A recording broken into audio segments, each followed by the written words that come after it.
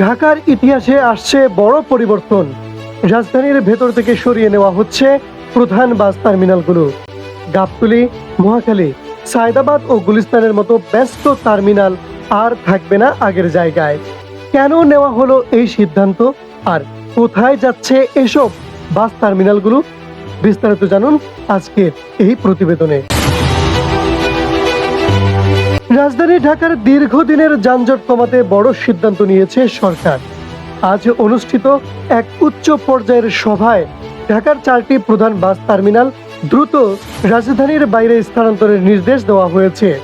সিদ্ধান্ত অনুযায়ী Gulistan, Phulbaria bus terminal স্থানান্তর করা হবে কেরানীগঞ্জে।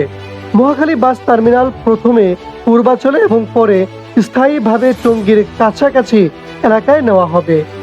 গাবতলী বাস টার্মিনাল যাবে হেমায়েতপুরে, আর সায়দাবাদ, যাত্রাবাড়ি বাস টার্মিনাল স্থানান্তর করা হবে তাজপুরে।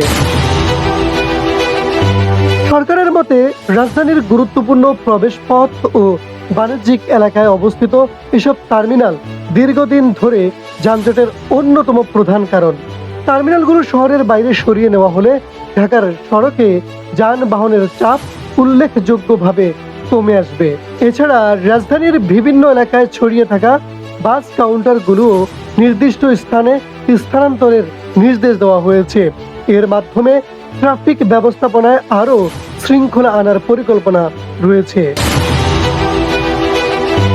প্রিয় দর্শক, এখন দেখার বিষয় এই পরিকল্পনা কত দ্রুত বাস্তবায়ন হয় এবং বাস্তবায়িত হলে ঢাকার দীর্ঘদিনের যানজট কতটা কমে আসে।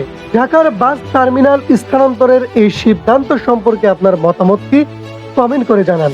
আর এমন সর্বশেষ খবর পেতে চ্যানেলটি সাবস্ক্রাইব করতে ভুলবেন না।